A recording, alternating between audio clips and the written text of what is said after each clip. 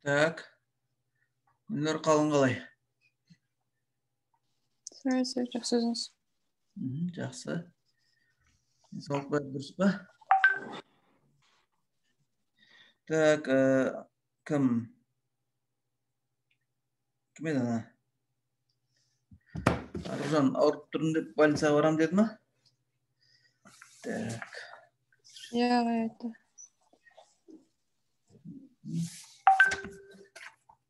Қайсың таң айтып жатқан?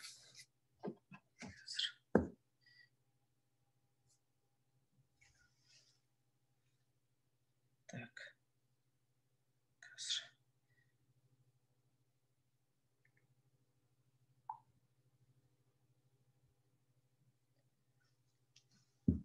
Так. Сонымен соңғы неге кеттік па? Соңғы не дейді? Рубежканың тапсырмаларына. Так. Кеше нені көрдіңдер ма? Мен жастарға сенемін деген форумның. Жоқ, мен қатысамын. Қатыспадым дейсің ба? Мен онда қазір не жіберем? Сілтемесін чатқашы. Соған кіріп, қарап шығып, сонан кейін өз пікірлеріңді айтып, комментарий жазыңдар, сынақ қалдырыңдар. Келістік па? Қазір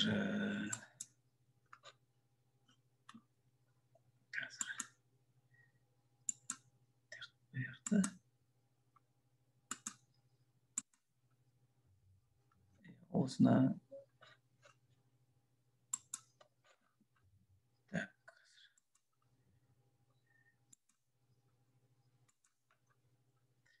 мен жастарға сенемін, 8-ші республикалық патриот жастар форумының марапаттау рәсімі деген тұр. Түсіндіңдер ма?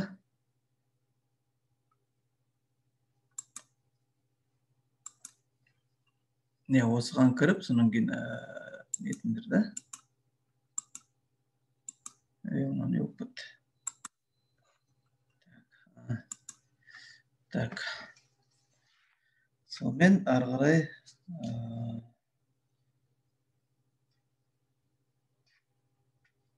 өнердің ерекшелігі өмір шындығына адамның эстетикалық қарым-қатынасы дейді.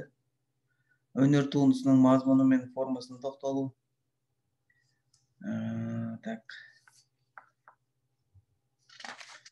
Қазақстандық атақты мүсіншілер дейді. Осындай сөз бар екен. Осы енді қалған осы семестрдің соңына дейін. Мен жалпы таныстырып шығайын, қандай тақырыптар бар екен. Өнер туындыларындағы көркемдік образ және образды сомдаушы көркем құбылыстар мен стильдік бағыттар дейді. Так. Фотокомпозиция дейді, түсінігіне шолу жасау. Сосын Алматы қаласындағы ескерткіштерді фотоға түсіру дейді, фотосуретке. Бірақ енді біз әлі де карантиннің кесірінен пандемияның, коронавирус.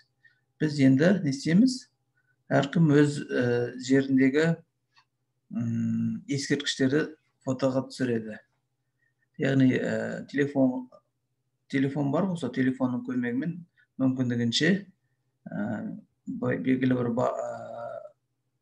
барельеф болсын, толық ескерткіш болсын, не бар, бюст болсын, соның ескерткішін әр ракурсынан түсіріп, соны көрсетесіңдер.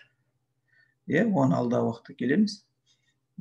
Сюрреализм бағытындағы өнер түрлері дейді. Реализм мен постмодернизм түсініктерін талқылау дейді. Қазақстандық атақты сәулетшілер дейді. Оған реферат жазады екенбіз. Модерн бағытындағы дизайнерлік композициялық шешімдер.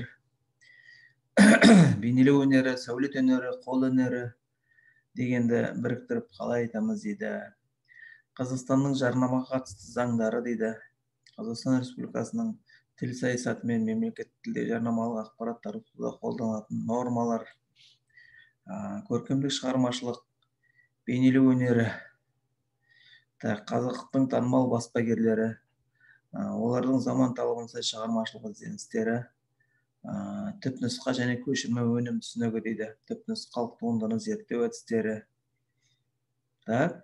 Қазу журналистика факультетіндегі ашылған аудиториялардың композициялық ерекшеліктері дейді. Енді бұл енді атпадай қалыс қалады, себебі коронавирустың кесірінен тағы да осы семестрді біз онлайн түрде аяқтайтын болып жатырмыз.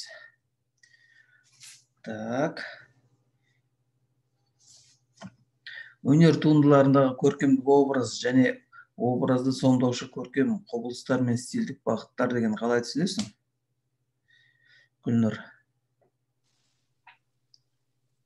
Өнердегі көркем образдар. Бізге қатысты ол, енді бейнелеу өнеріне қатысты ғой.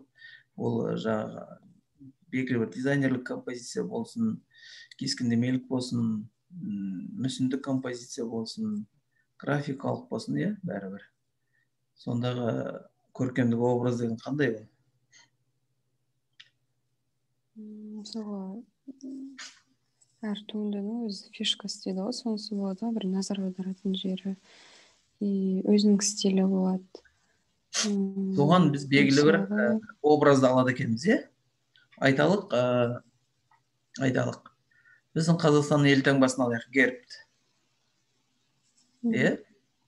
Гербті аламыз, гербтің ортасында не бар? Негізінде шаңырақ бар, Шаңырақ бар.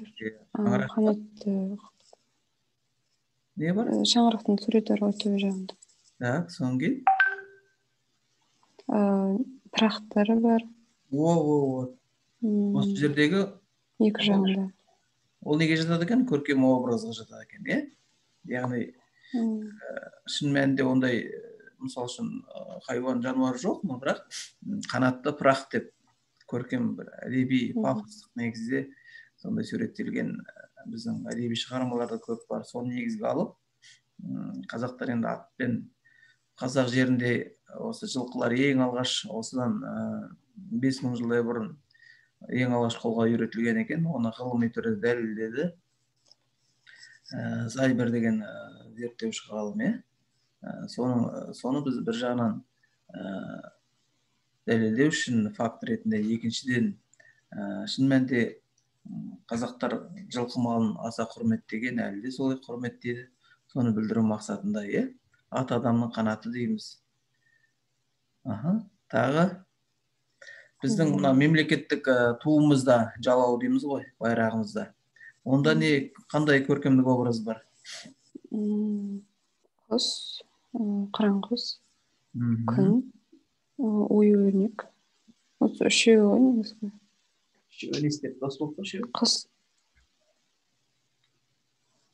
Бұл жерде қыран құсын көктің аспанда қалықтаған бейбітшілік, еркіндік деген белгі ғой.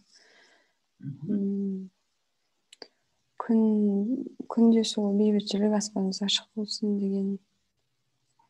Ою бұл қазақтың символы десек болады.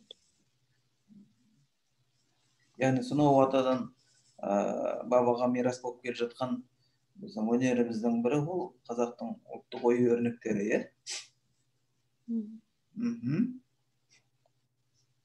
Осы сияқты тағы да қандай мысалдар келтіресің, қандай көркем образдар бейнелеу өнерінде?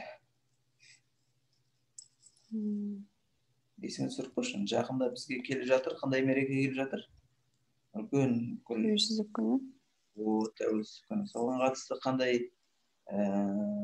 туындылары бар екен, ескерткіштер бар екен? Тәуелсіздік монументі бар. Ол жерде не бейнеленген? Алтын адам, қолында садағы бар. Алтын адам ненің үстінде? Барыстың қанаты бар, барыстың үстінде. Осы барысты бізде көркемдік образға айналып кетті. Образ десек болады. Оның қанаты бұл негізі барыстың қанаты болмайды ғой. Так, ол жерде қанаты бар. Тағы қандай көркемдік образ бар? Біз айтамыз, елордамыз дейміз, Астана дейміз, Нұр-Сұлтан дейміз, қазір қаламыз, бас қаламыз. Оның символының бірі не дейміз? Бәйтерек. Бәйтерек дейміз. Бәйтерек. Ол бәйтеректің басына не істеген? Не бар бас жағында? Андай домалақ типі жұмыртқа сияқты. Жұмыртқа. Ненің жұмыртқасы дейді? Домалақ алтын самұрық құстікі деп айтады ғой. Самұрық құс дейді. Ол да былай қарасаң өмірде қазір жоқ, бірақ образды түрде көркем бейне ретінде алып отыр, Оны біз қай жерге бейнеледік, соны дәлелдеу үшін, оны нақтылау үшін Астанада, Нұр-Сұлтан. Ең басына типа ағаштың үстінде тұрған секілді. Соны біз қай жерге тағы да белгіледік, шегеледік қой. Ол осылай болған деп. Даңқ атқызып басына қадап қойдық. Қай жерге? Қазақ елі деген. Осының қай жерінде дейсіз?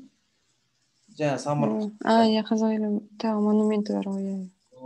Соның үстінде. Құстар сияқты бар, ненің үстінде. Оюмен өрнектелген. Так. Тағы да қандай образдар бар екен? Тағы.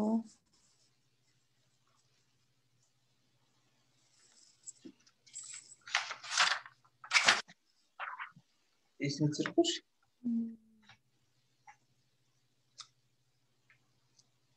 Яғни көркем образдар дегеніміз халықпен бірге жасасып келе жатқан, былайша айтқанда тотемге айналған дейміз, тотемдік белгілер дейміз ғой, символдар.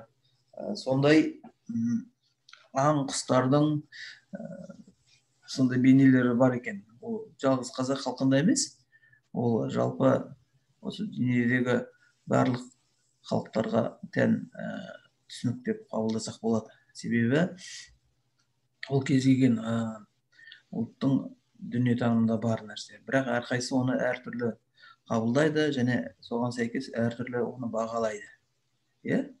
Сол үшін кейбір айталық құстарды алсақ, мысалы, жаңа өзіміз айтқандай, біз мысалы қыран құсты, самұрық құсты өте бір киелі, қасиетті деп санап, оны біз былайша айтқанда көкке көтереміз.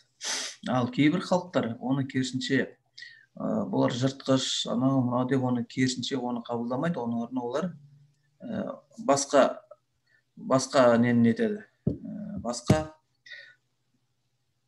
аң құстарды өздеріне тотем ретінде алған, Тағы есіңе түсіріп көрші?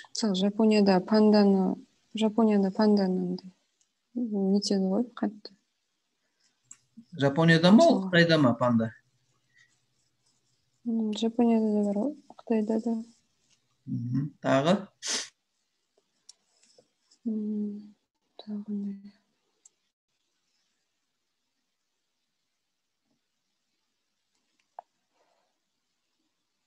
Білмеймін ғой.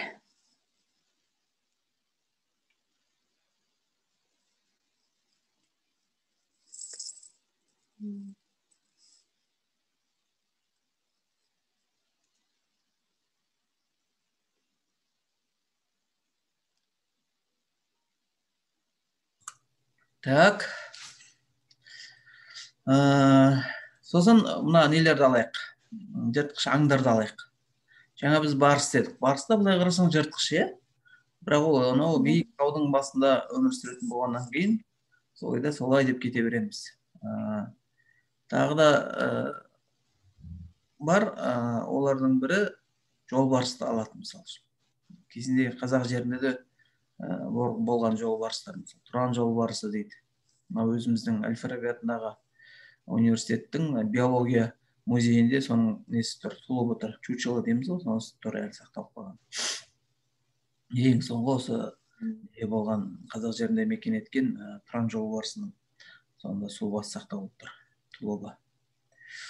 Сондай-ақ арыстанды мысал үшін, көп мемлекеттер арыстанды киелі аң ретінде, аң патшасы деп, оны былайша айтқанда бір мәртебе көреді, бір күштің символы. Қандай ұлттар, халықтар екен, елдер екен оны бағалайтын Арыстанды?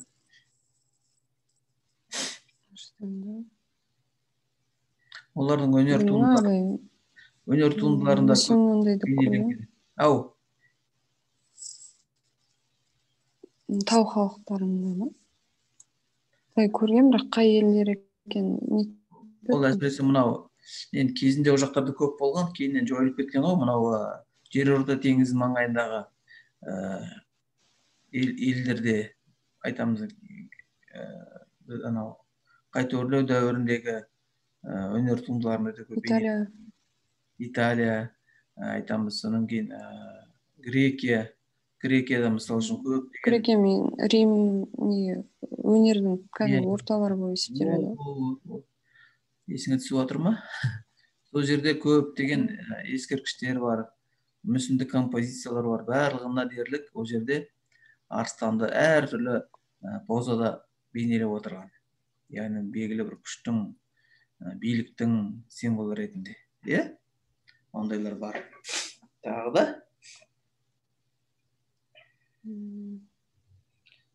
Неге олай деп ойлайсың? Неге Грекияда дейсіз бе? Жоқ, неге, мысалы үшін ол белгілі бір ареалы бар ғой, жаңағы аңдардың өмір сүретін, құстардың өмір сүретін деге. Бірақ сол жердегі халықтар ғана оны өте жоғары бағалаған. Неліктен деп ойлайсың? Білмеймін, енді мысалы әр халықтың өзінің аңсайыны бар ғой. Соған байланысты шығар. Ол да бар, мен толықтырып кетейін. Меніңше ол жерде мысалы үшін белгілі бір аң, айталық, мысалы осы Қазақстан территориясында мекен еткен. Оны күнделікті көріп жүргеннен кейін, ол халықтың жанында тез сақталған және ұзағынан қалған есінде деп айталық. Мысалы белгілі бір аңдар, мысалы Қазақстанда өмір сүрмейді, ол енді біздің түсінігімізге келмейді, себебі ол көрмегеннен кейін адамның есіне сақталмайды. Сол сияқты жаңағыдай белгілі бір халықтарда өте құрметтелген аң құс, келесі бір халықтарда ол жай көптің бірі ретінде есептеледі. Керісінше, мысалы үшін мынау неде? Өзіміздің солтүстік көршіміз деп айталық, ол Ресей елінде. Оларда көбінесе бейнеленген қарасаң, мынау картиналарын алайық, кезіндегі пейзаждардың көпшілігінде не бар? Не бейнеленген? Аю көп бейнеленген. Қоңыр аю көп бейнеленген. Қоңыр аюда, ақ аюда көп бейнеленген. Себебі ол сол жақтарда көбірек кездесетін болғандықтан. Мысалы үшін әлі күнге дейін, мысалы үшін Единая Россия деген саяси партия бар, солар өздерінің логотиптеріне сол аюда бар. Ол енді күштің, былайша айтқанда, қайраттың, ерік жігердің символы ретінде олар күркіреп тұрған, арқырап тұрған аюдың бейнесін алған. Онан кейін мына түркмендерде мысалы үшін қандай жануар киелі саналады екен, тотем ретінде? Түркмендерде ме?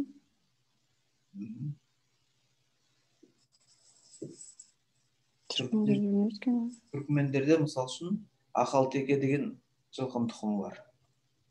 Өзі сұлу, жіңішке болып келген, ұзын бойлы деген дене тұрқы биік болып келген жылқының тұқымы бар екен, Ақалтеке деген. Бұл арақпен шатысқан, жабайы жылқының шатысқан қосындысынан алынған дейді. Жабайы жылқы мен құланның қосындысынан шығарған ғой, бірнеше селекциядан өткізгеннен кейін. Сол Ақалтеке оларда өте керемет қасиетті саналады, сондықтан да олар оны елтаңбасына кіргізіп отыр. Жылқының суретін. Одан кейін бұл көркемдік образ ретінде алатын болсақ, қазіргі кезде бүкіл әлемде деп айтсақ болатын шығар, әрбір қалада гербтар бар. Герб дейміз ғой, ел таңбалары бар. Осы еліміздегі қалаларда да, облыстарда да логотиптер бар. Жаңағы эмблемалар бар. Оларда да әртүрлі таңбалар бейнеленген, әртүрлі аңдардың, құстардың, жануарлардың бейнелері көркемдік образы ретінде алынған. Айталық, мысалы үшін кезіндегі Семей қаласының гербінде түйе бейнеленген. Түйе және ай. Мысалы қарасаң. Кейбіреуінде айталық, мынау Каспий жақтарда, ол жақтарда мысалы балық. Себебі енді Атыраудағы ең үлкен мысалы Каспийдің Атыраудағы бекіре балығы мысалы символдық мәнге ие болып кеткен. Себебі сол жақтың былайша айтқанда, қазіргі тілмен айтқанда көзірі деп айтсақ болатын шығар. Сондай басқа жерде кездесе бермейтін болғандықтан сондай жерге символ алып отыр. Так. Тағы қандай образдар бар екен?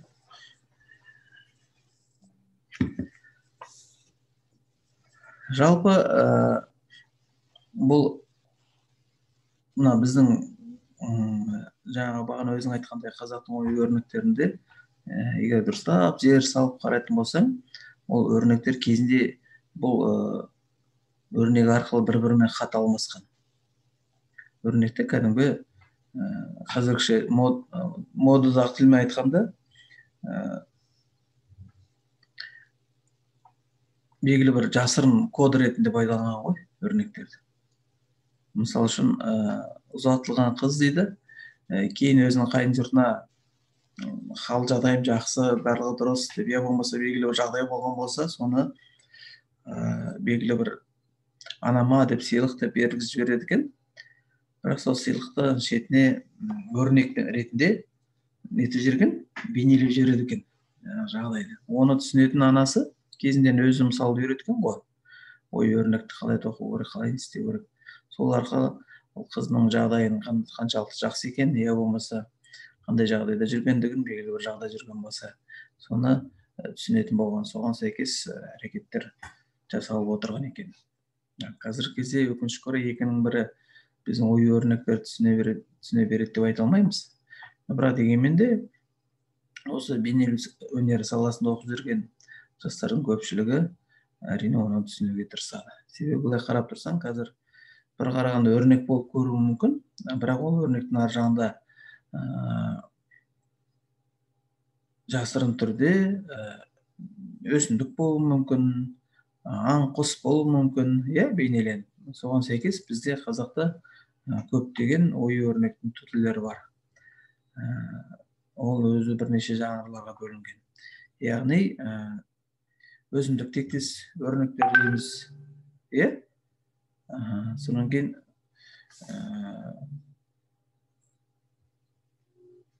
сосын не бар бізде? Жоқ, азын қошқар.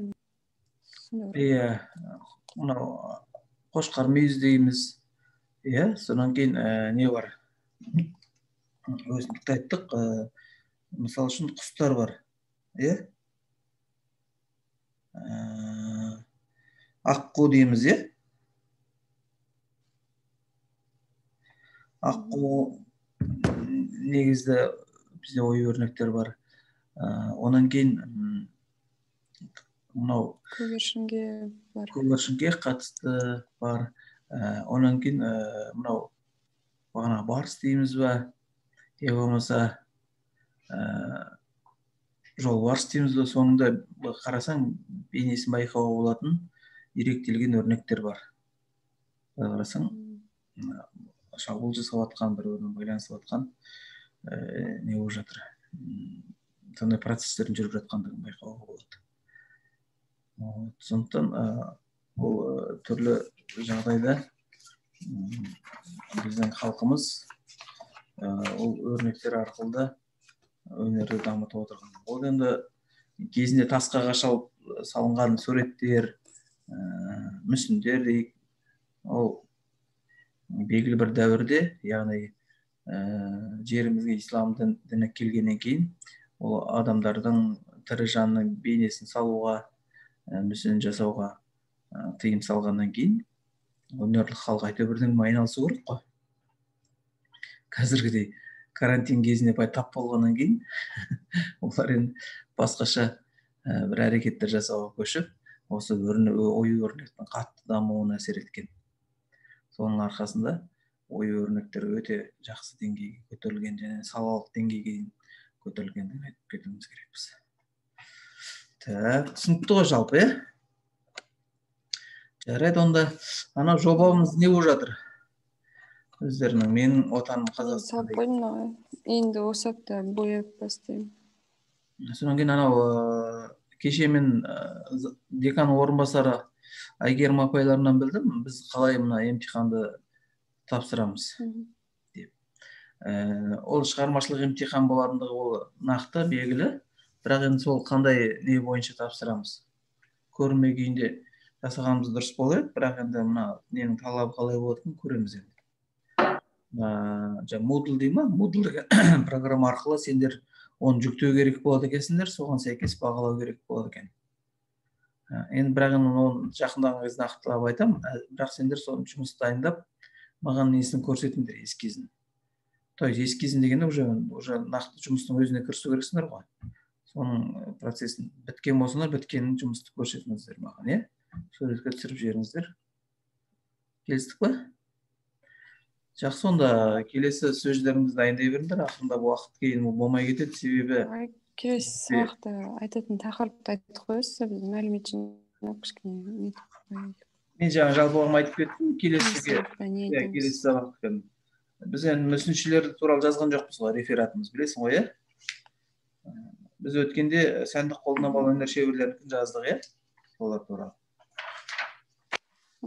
Сөз ретінде сол нені қазақстандық мүсіншілерге тоқталыңыздар. Ал енді келесі сабақтың тақырыбы ол мына фотокомпозиция туралы болады. Түсінікті? Фотокомпозиция туралы. Соған дайындалыңдар. Ал енді әзірге сол өткендегі менің отаным Қазақстан деп сол тақырыптағы жұмысты аяқтайын беріңдер. Жақсы, онда. Жарайды.